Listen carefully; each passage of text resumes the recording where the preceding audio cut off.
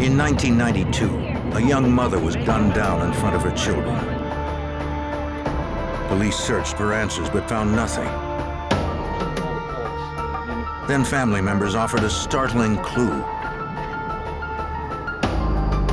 It would take local and federal agents to untangle an intricate web of money, drugs, and murder to capture the architects of a heartbreaking crime.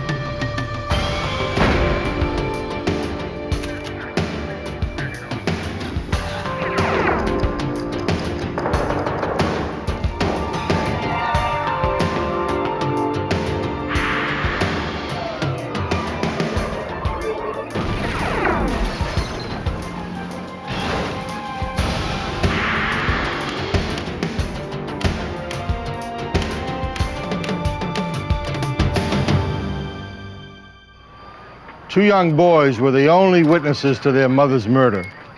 The horrible crime appeared unmotivated, senseless, and random. I'm Jim Kallstrom, former head of the FBI's New York office. The victim, the wife of a prominent Atlanta attorney, was also a woman burdened with a secret. The FBI believed that secret led to her death. They hoped its discovery would also lead to her killer.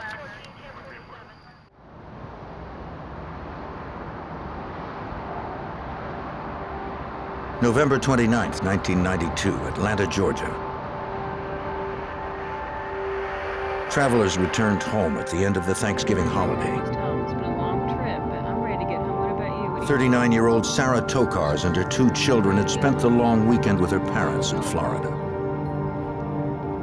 Her husband, a well-known lawyer and judge, was away on business. After a 9-hour drive, they arrived safely in their suburban Atlanta neighborhood of Marietta.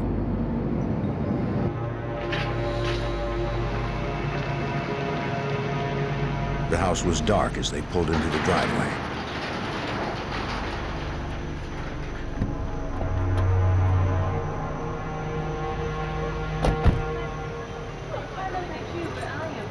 But it was not empty.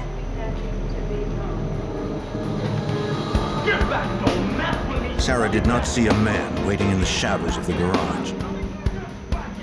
He brandished a weapon. The gunman forced Sarah back into the SUV. The terrified woman had a 6-year-old at her side and a 4-year-old still asleep in the car. She had no choice.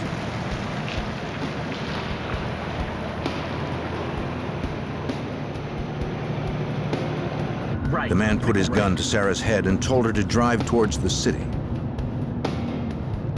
Make this left now, this left. She followed instructions. As they reached an empty development, he told her to turn off. She refused. She pleaded with him to let her children go. He answered with a single gunshot to her head. As the gunman grabbed her purse and fled, the vehicle kept rolling. The children still inside. When it came to a stop, Sarah's 6-year-old son had to reach across his mother's body to turn off the ignition. He unbuckled his groggy 4-year-old brother from his car seat, then ran to the nearest house.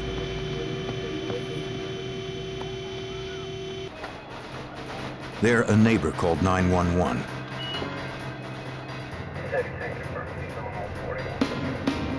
Officers responded to the report of a possible homicide in the vicinity of Powers Road. Cobb County Police were dispatched immediately.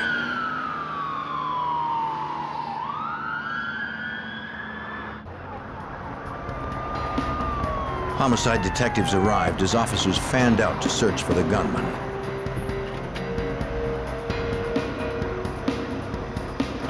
Police briefed them on the spot. What do we have going on? The two young boys who witnessed the shooting identified the victim as their mother, Sarah Tokars. Their father, Fred Tokars, was out of town. Police were already trying to contact him. Forensic technicians examined the vehicle where it had stopped. There might be trace evidence outside as well as inside the car.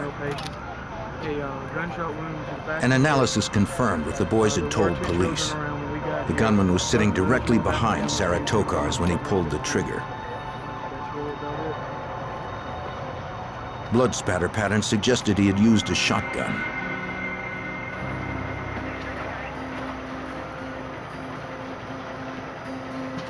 Detectives knew it would be difficult to get detailed information from children so young, especially after such a traumatic experience. The oldest one, 6 years old, would try his best.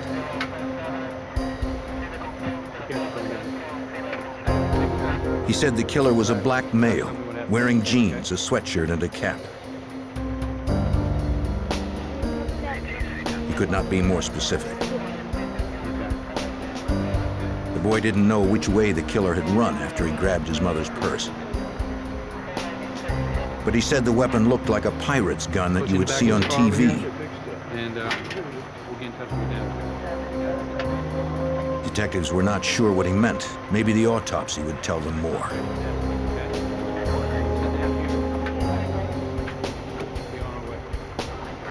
Detectives tracked down relatives living in the area to take custody of the boys until their father could be located.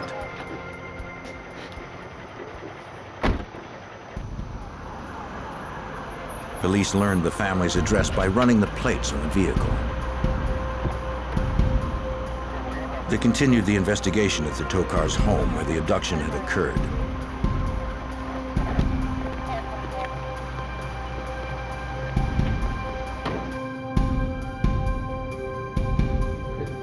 In the living room, they found a security dowel lying next to a sliding glass door. The killer had likely entered the house here. The home security system had not been activated. Right here, let's get some photographs.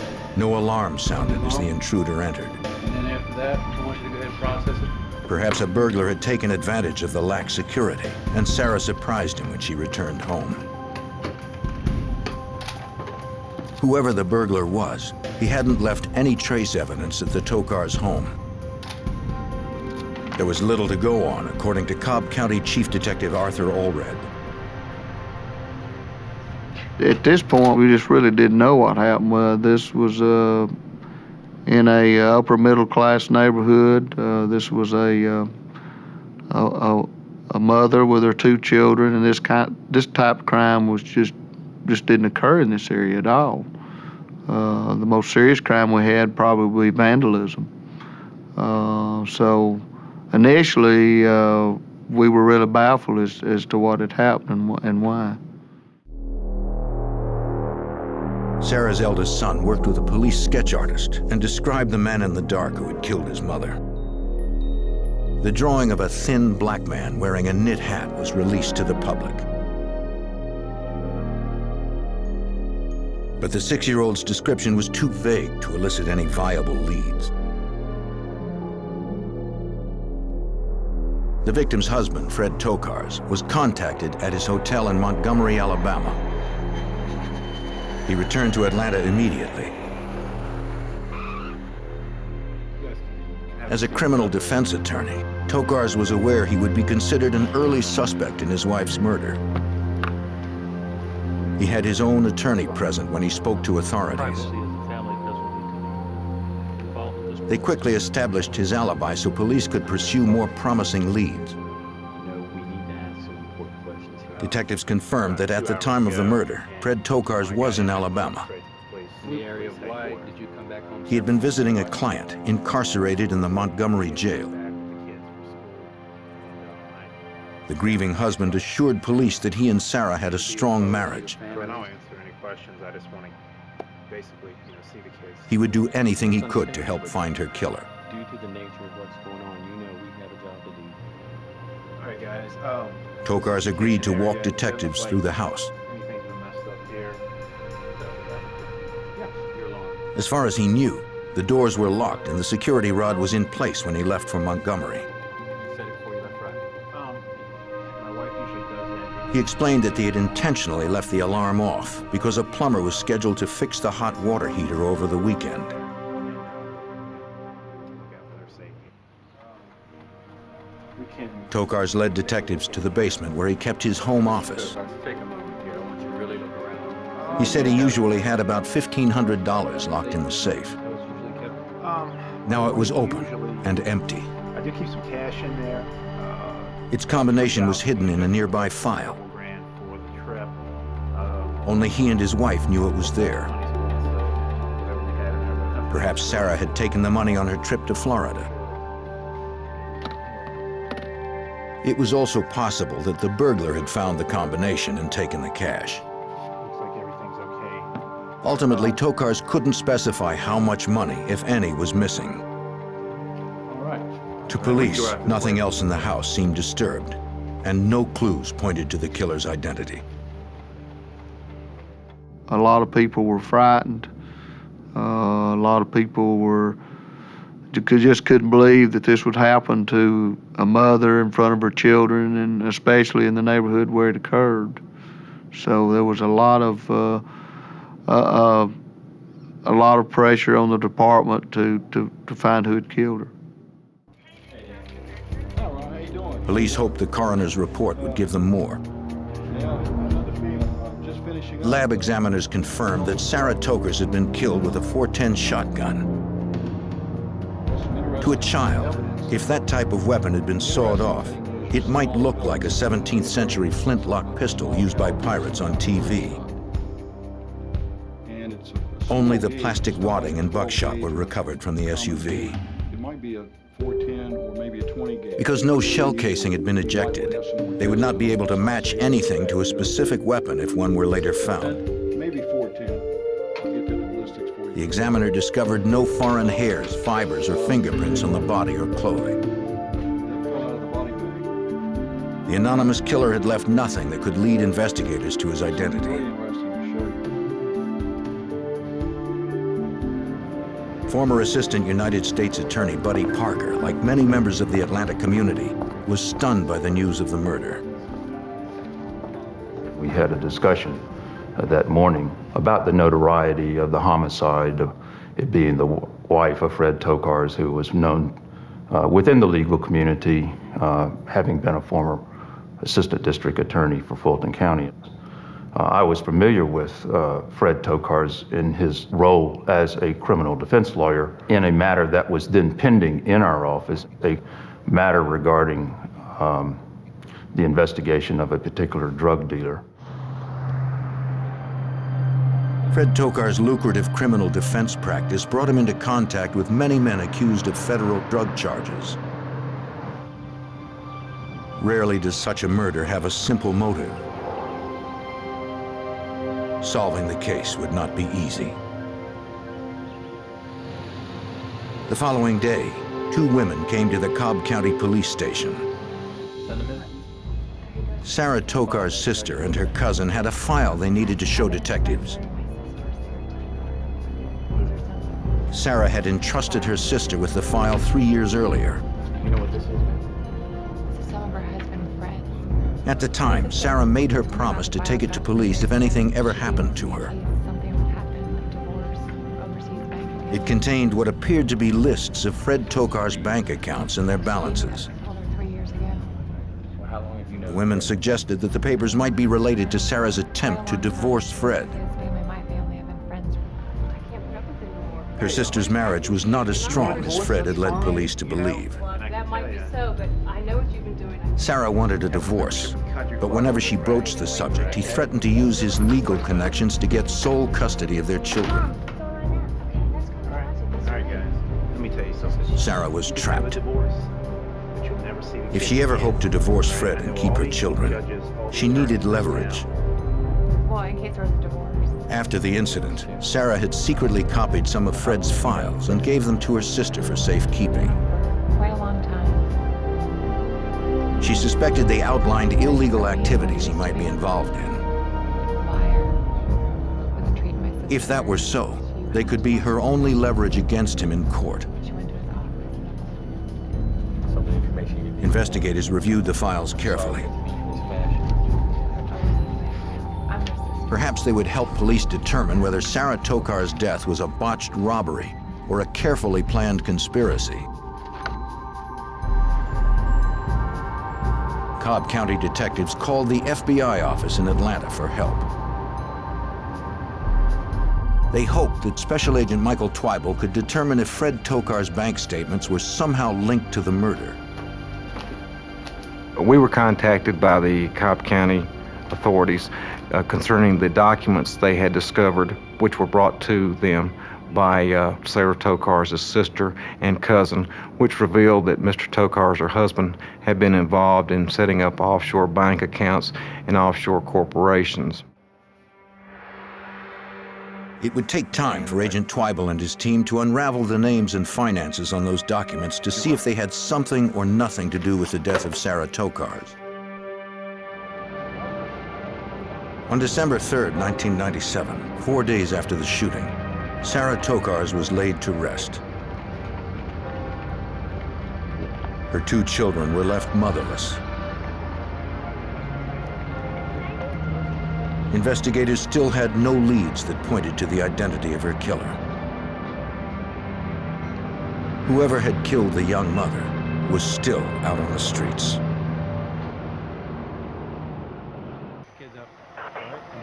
Just after Thanksgiving in 1997, the FBI and local investigators continued their search for the lone gunman who shot and killed Sarah Tokars, the wife of a prominent Atlanta attorney, in front of her 2 young children.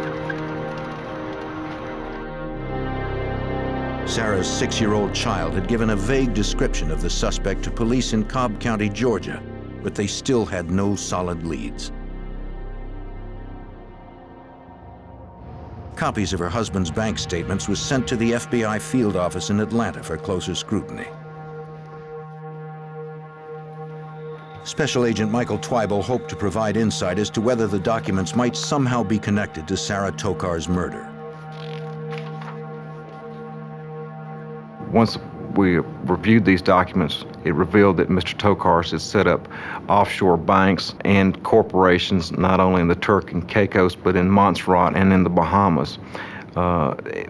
These documents also showed that he had set up numerous corporations and nominees' names in the Atlanta, Georgia area.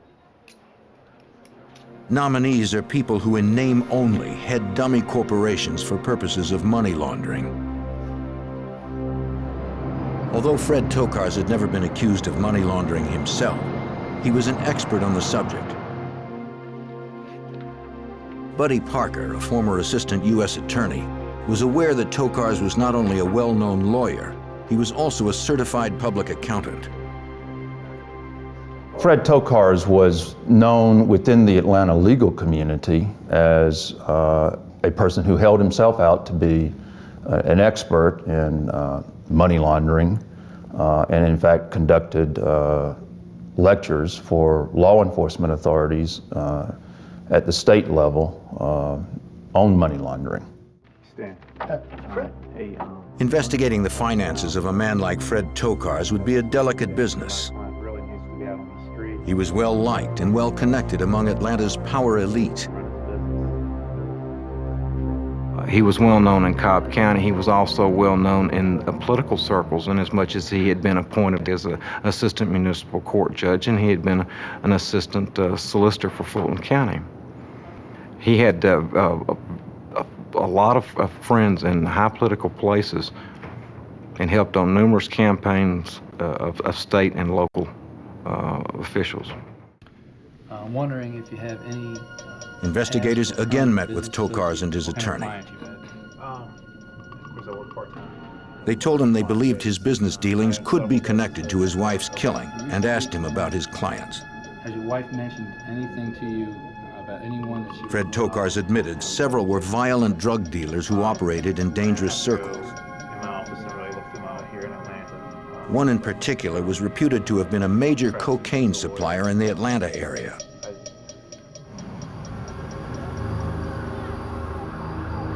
The dealer had returned home to Detroit after another one of Tokars' clients had allegedly forced him out of the South.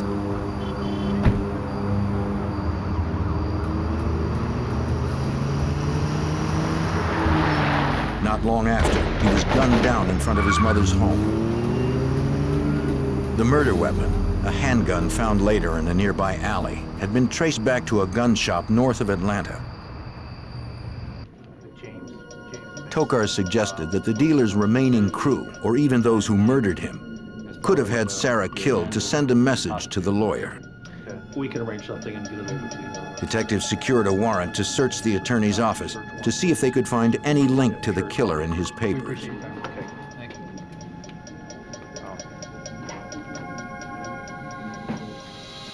That night, local investigators and IRS agents conducted a thorough search of the office. They confiscated files, date books, and business calendars dating back several years, but found no direct clues to the murder. In the margins of Tokars' date books, agents did find notations of offshore accounts. The total deposited in these accounts far exceeded the amount Tokars claimed on his taxes each year.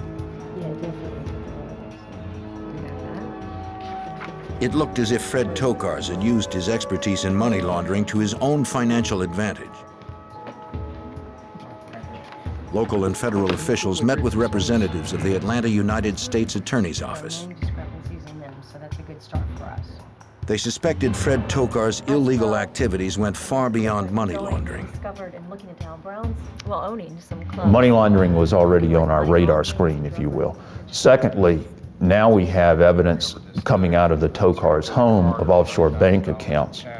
With those two clear facts, we felt that there was a firm basis to open an investigation formally on Fred Tokars.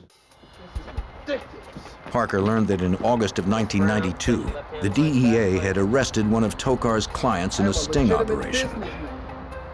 His name was Anthony Brown. Brown had a reputation as a cocaine dealer in Atlanta. The day before, agents had intercepted one of his couriers in Texas and seized more than 100 kilos of cocaine. Inside the trunk of Brown's car, agents found $50,000 in cash.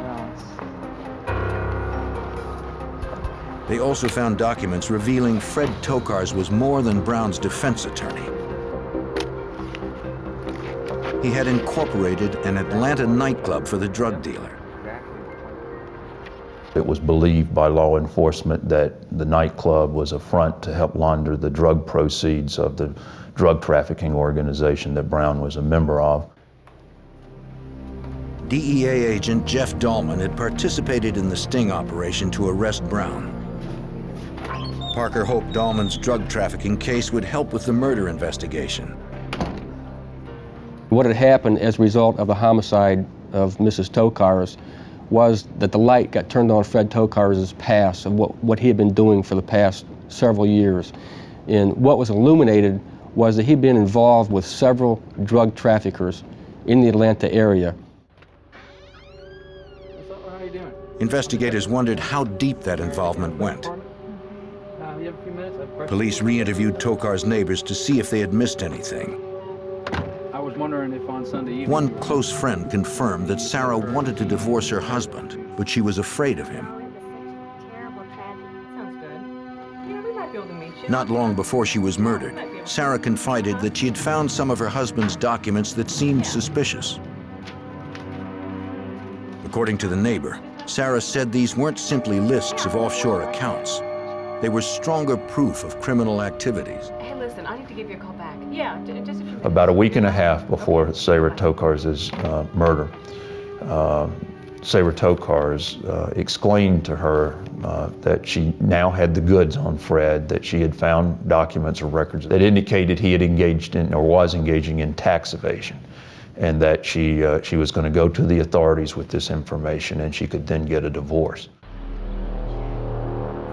If Sarah had confronted her husband with the evidence, it might have motivated him to harm her. Any reason to believe the car? Investigators additionally found the name of a Tokars private investigator. The PI admitted to agents that Tokars had hired him to approach drug dealers about laundering their profits. He was listed as one of the owners, along with Fred Tokars, of another Atlanta nightclub, according to Special Agent Michael Twyble. We determined that he was an owner of a company, but through our further investigation, we realized that he was a nominee. And when I say the word nominee, I mean the fact that he was delegated to the person being legally responsible as being an owner of the club, but in actuality, he was not. Fred Tokars had constructed the entire scheme. According to the Private Eye, Tokars courted reputed drug dealers like Anthony Brown, men who had a lot of cash, but no place to invest it without raising suspicions of the IRS. Tokars, a money laundering expert, proposed depositing their drug profits in offshore accounts and in businesses like clubs that operated primarily on a cash basis. The money could then be filtered through legitimate financial institutions. And the way you would launder the money is, even though it's still in cash, you would pay entertainers on paper $15,000, when in actuality you paid them $5,000 cash. Tokars would receive thousands for each transaction. He was actively involved, knowing that these people were drug traffickers and what they were doing with their money. The object was to open corporations, mainly nightclubs, cash businesses where they could easily hide their assets, where they could easily run their drug proceeds through them. Authorities believe the connection between Fred Tokars and drug traffickers had somehow led to his wife's murder. But the details were elusive. Get back in that car now! Weeks after the murder of Sarah Tokars, a man capable of murdering an innocent mother in front of her children remained at large.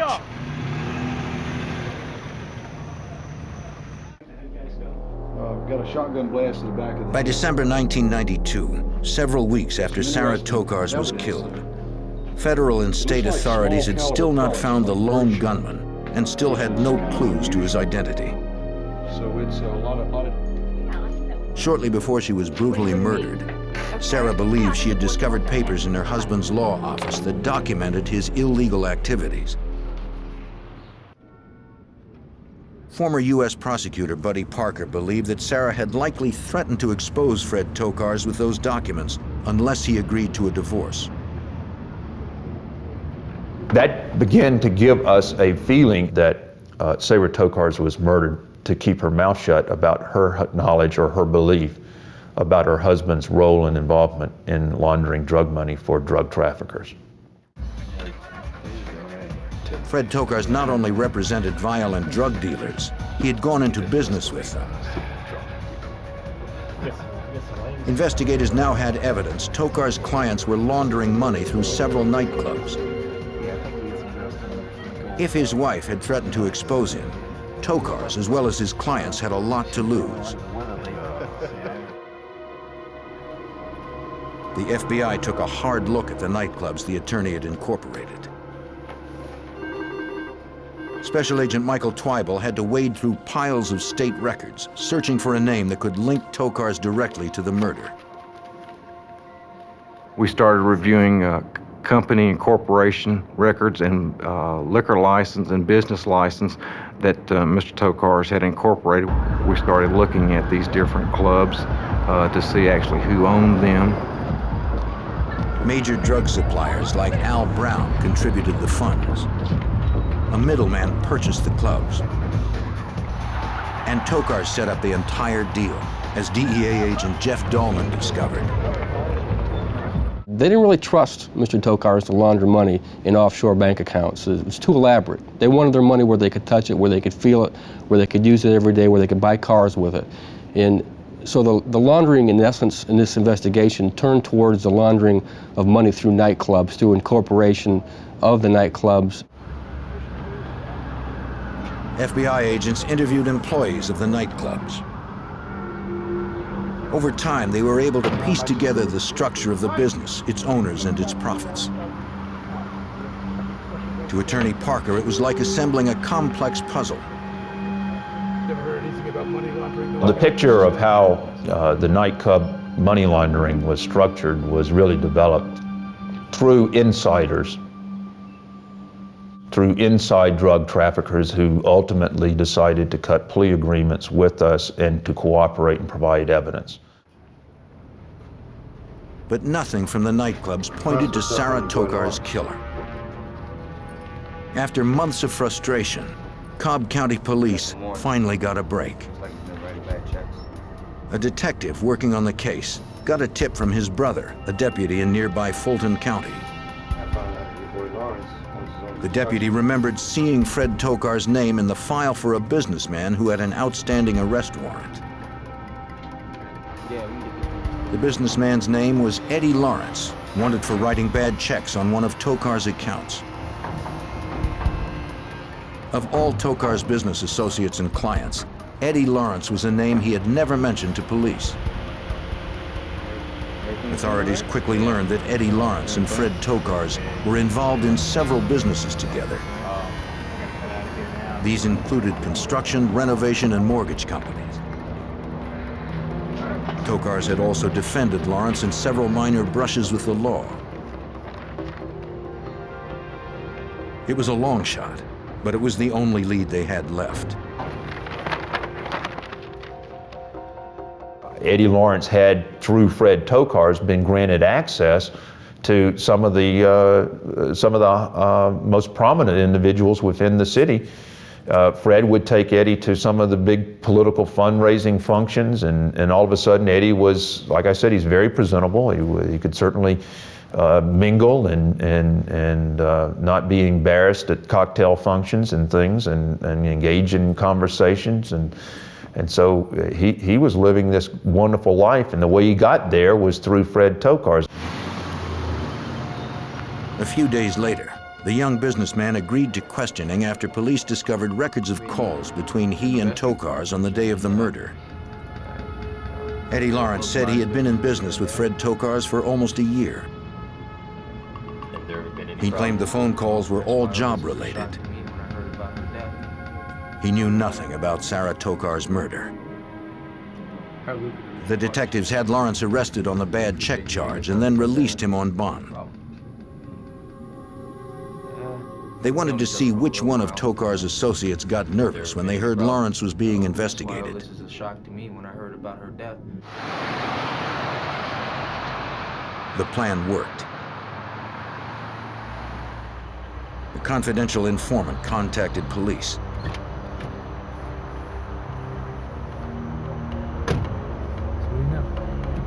The word on the street was that Eddie Lawrence had been looking for a hitman prior to Sarah Tokars' murder. He had pressured one of his employees to help him find someone to kill a woman who he claimed stood in the way of a lot of money. The employee gave Lawrence a name, Curtis Rower. Rower was a drug addict with a long rap sheet including armed robbery. He needed money. Maybe he'd be interested. Although the informant didn't mention Fred Tokars by name, investigators finally had a potential link between the victim's husband, Eddie Lawrence, and a hitman. Detectives interviewed Eddie Lawrence. No, I deny. We have information. They questioned him about his relationship with Tokars. That says recently you've been trying to get the young gun. Why would I have somebody? He claimed no involvement in the murder. When I had nobody around. Police felt he was Not lying. making any progress here. I have a warrant. And your name. On December 16, 1992, police detained Lawrence and revoked his bail because of the flight risk. They wanted him in custody when they went after Curtis Rower. Detectives immediately secured search and arrest warrants for a house in College Park where Rower was staying. They proceeded with caution. If Rower was capable of killing an innocent woman in cold blood, there was no telling what he might do when cornered.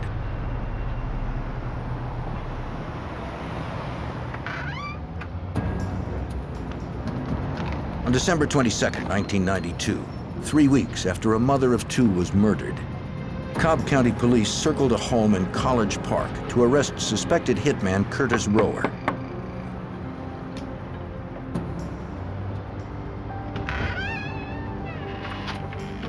Who are you? What do you want? This is Rower. I'm Detective Hunt. This is Officer. What do you want? The woman who answered the door said she wasn't sure if Rower was home.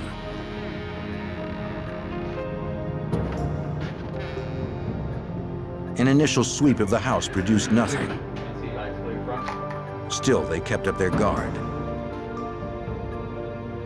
One officer thought he heard movement in a bedroom.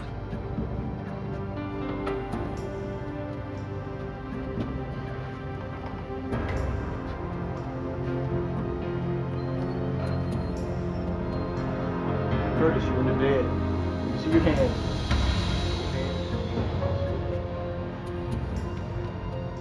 It was Curtis Rower. Hands where I can see them. Stay on the ground. Stay facing. He was unarmed. One out further. Lay down, all the way down. Spread your hands out. Keep them spread. Rower was booked and charged with murder.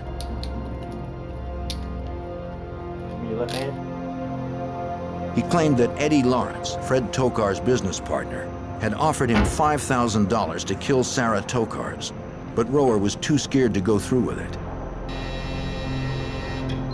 He said Lawrence was the one who had caused Sarah's death. Rower admitted that he had carjacked the family. But when Sarah Tokars stopped, he said that he couldn't pull the trigger. At that moment, Eddie Lawrence ran up to the car, screaming for Rower to shoot. Lawrence grabbed the shotgun and it went off, killing Sarah Tokars. Both men then fled in Lawrence's car.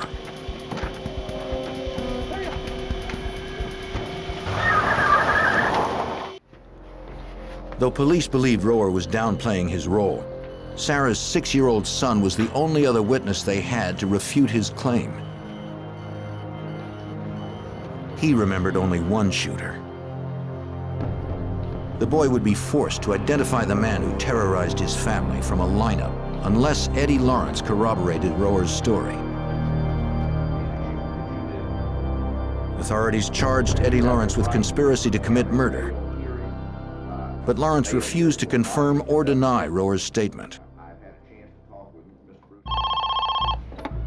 Hello? Cobb County Police notified Fred Tokars that Eddie Lawrence and Curtis Rower had been formally charged with his wife's murder. Eddie Lawrence.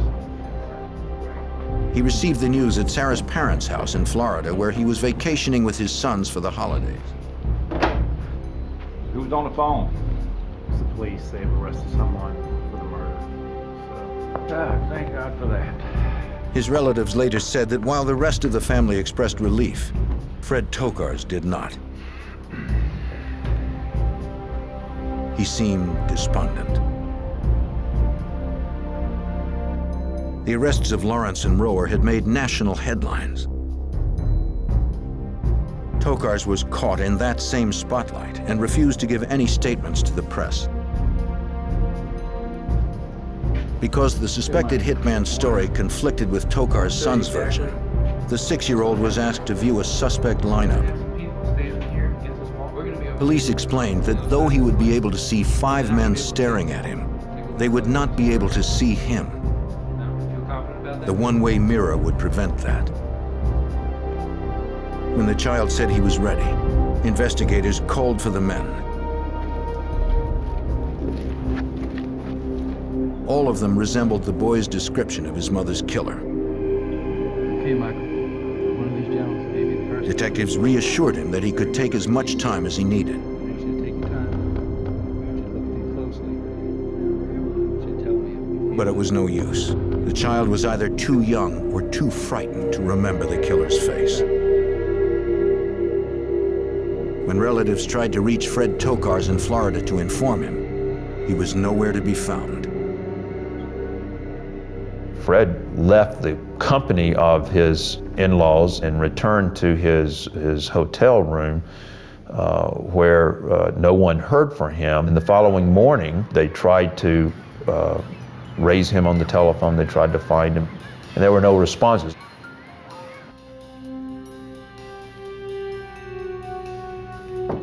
Concerned, Sarah's father rushed to the hotel where Tokars was staying.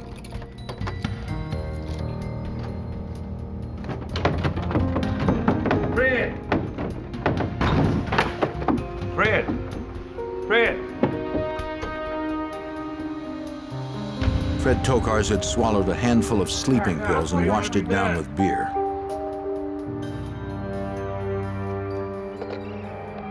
The manager of the hotel quickly called an ambulance.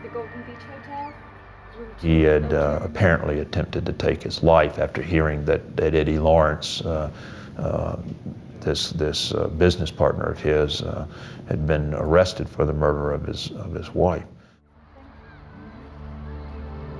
Sarah's father found a note written in Fred Tokars' handwriting on the table beside the bed.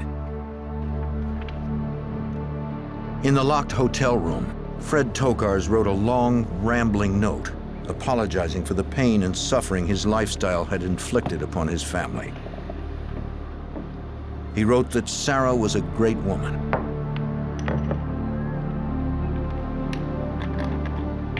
Then, on the day before Christmas Eve, Fred Tokars swallowed a handful of sleeping pills,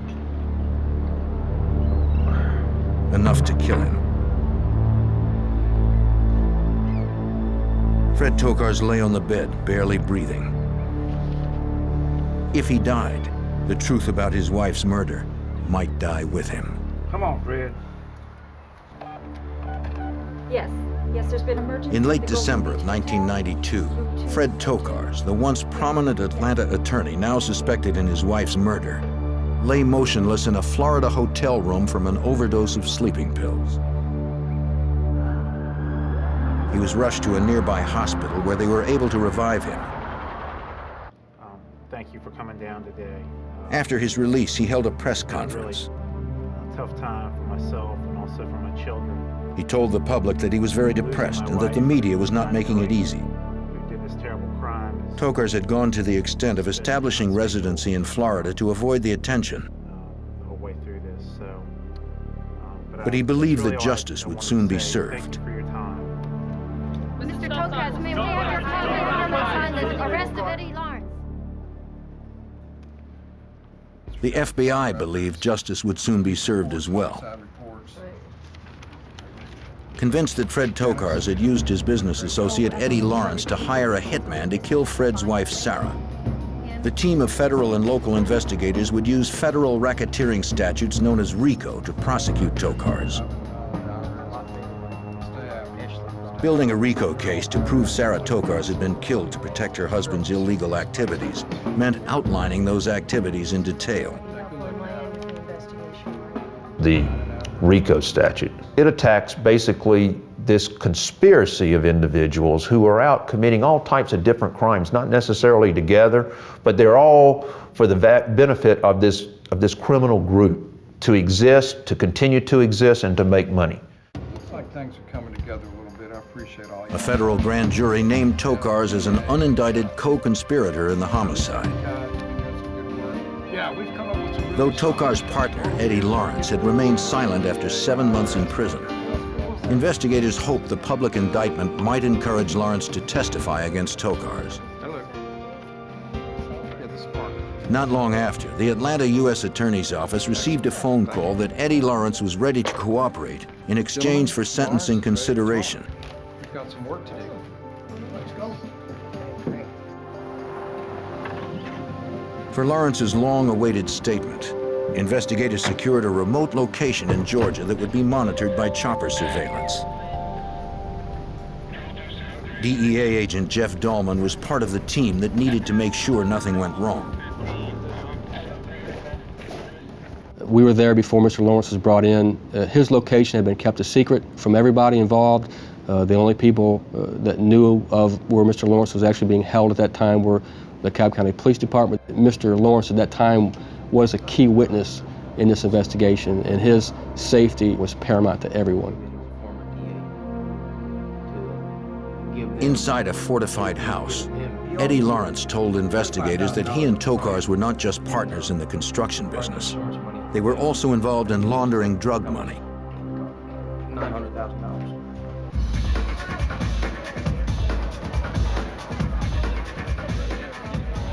Couple of drinks. Lawrence told FBI Special Agent Michael Twyble the details of the scheme.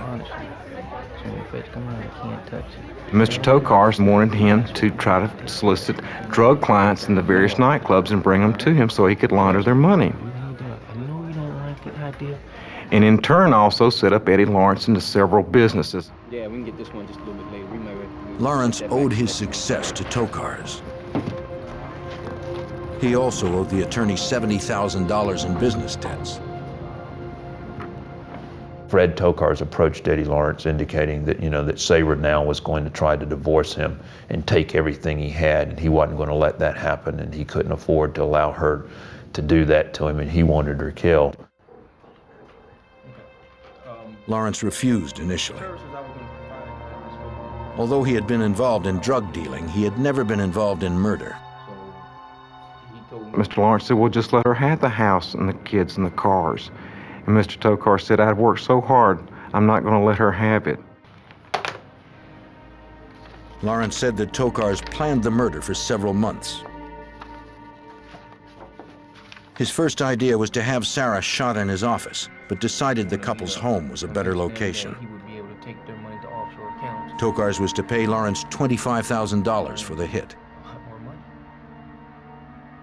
Mr. Lawrence advised that Mr. Tokars wanted to be out of town and that for Mr.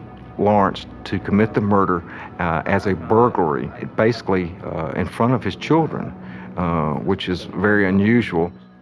He told Mr. Lawrence that the kids would get over it, that they're young, and it wouldn't bother them saying that their mother was murdered. I found that Lawrence admitted he didn't have the nerve to kill an innocent woman, so he hired Curtis Rower.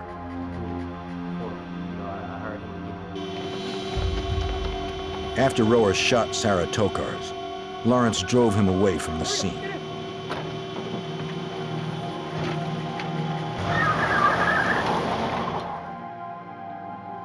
Since he cooperated, Lawrence earned 12.5 years for his part in setting up the murder.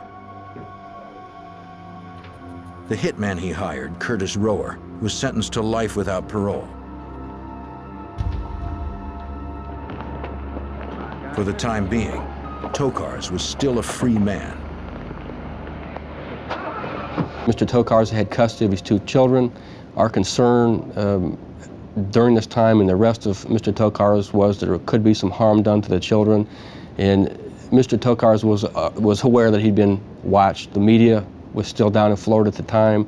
He knew that people were watching him daily, and we had to develop a plan to get Mr. Tokars out of the house where there'd be no harm done to the children or to himself, and tried to effect the arrest. The agents knew Tokars hated the press. They posed as reporters, lurking around the condo, hoping to elicit a response from the wanted man. And the game plan at that time was to have Mr. Tokars come out and check us out, which he had done previously to other people that had been parked in the area. The plan worked well. He came downstairs. looking at us now. He called the police.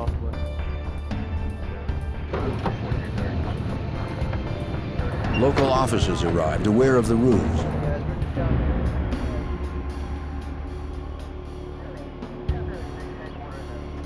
Fred Tokars emerged from his condo to file a complaint. What we need you to do, sir, is go ahead and what? Put your hand on your phone. You're under arrest. Instead, he was arrested. Spread your legs for me. Fred Tokars pleaded not guilty to the charges against him. Go ahead and put your hand. But separate state and federal juries found him guilty of racketeering, money laundering, murder for hire, and murder.